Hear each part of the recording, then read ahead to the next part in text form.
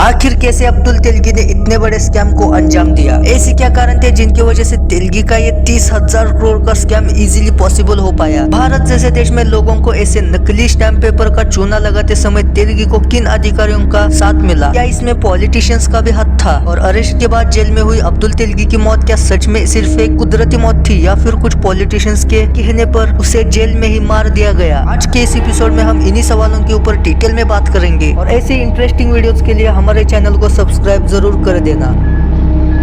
Politicians are the backbone of the business.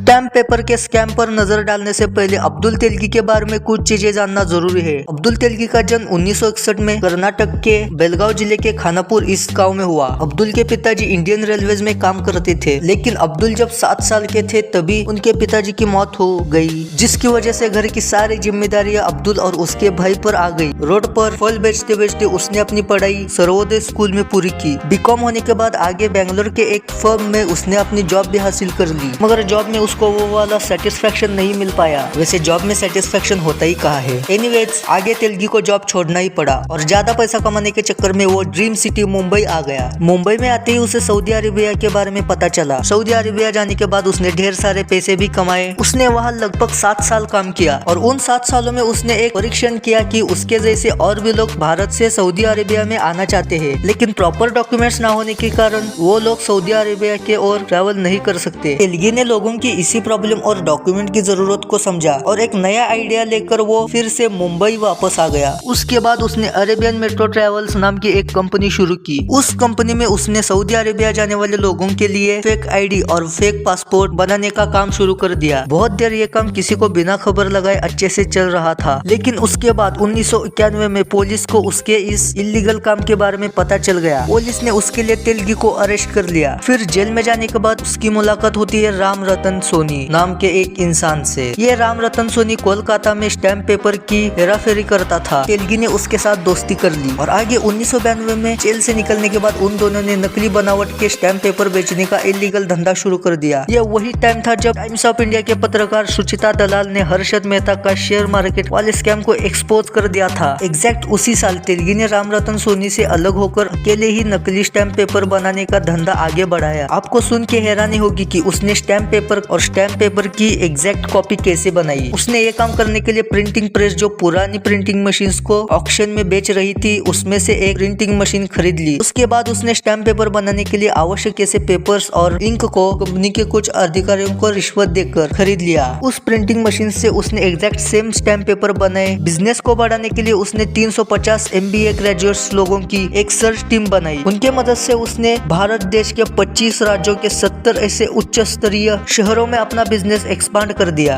अब आता है मेन सवाल कि तेलगी ने इस स्कैम में उसके साथ कौन कौन था और वो आखिर इतने साल तक पकड़ा क्यों नहीं गया। किसी को पकड़े जाने पर उसने करोड़ों रुपए देकर उसका मुंह बंद कर दिया। उस वक्त के मुंबई पुलिस ब्रांच के DCP का नाम इस घोटाले में सामने आया था, लेकिन उनका गुनाह पूरी तरीके से सिद्ध नहीं हो पाया और उनकी कोर्ट ने निर्दोष मुक्तता कर दी। आगे जब बेंगलोर पुलिस के हाथों तेलगी का नकली स्टैम्प पेपर का ट्रक पकड़ा गया तब वो उन्हें रिश्वत नहीं दे सकता था, क्योंकि उस वक्त तेलगी को इसका पूरा पहले से अंदाजा नहीं था। इसी कारण वो आगे पुलिस के हाथों पकड़ा जाता है और इसी के साथ उसके इस इलीगल धंधे का दी एंड हो गया। आगे 2006 में अब्दुल तेलगी को कोर्ट ने 30 साल की सजा दी और उसे कोर्ट को 220 करोड़ की पेनल्टी भी देनी पड़ी। इंटरेस्टिंग बात तो ये है कि इस स्कैम में पॉलिटिशियंस का भी हाथ था, क्योंकि अरेस्ट के बाद नार्को टेस्ट में तेलगी ने कहा था कि politicians are the backbone of this business. Narco test में तेलगी ने ये भी बताया कि कई पॉलिटिशियंस और बॉलीवुड एक्टर्स का भी इसमें हाथ था और उसने इस बात की भी पुष्टि की कि उसने पहले से ही कुछ अधिकारियों को रिश्वत दे रखी थी, जिसकी वजह से वो सालों साल तक पकड़ा नहीं गया। तेलगी के इस स्टेटमेंट्स की वजह से और एक सवाल खड़ा होता है कि क्या 20 अक्टूबर 2017 को जेल में हुई तेलगी की मौत के जिम्मेदार पॉलिटिशियंस थे, क्योंकि उसने उस वक्त तक बहुत से लोगों का नाम ले रहा था। तो ये शक जरूर जाता है कि क्या इसीलिए उसे पॉलिटिशियंस के कहने पर मार दिया गया। लेकिन उसके बाद पुलिस ने तेलगी के डेथ का रीजन मल्टीपल ऑर्गन फेल्योर ऐसा दिया। उस पर तेलगी के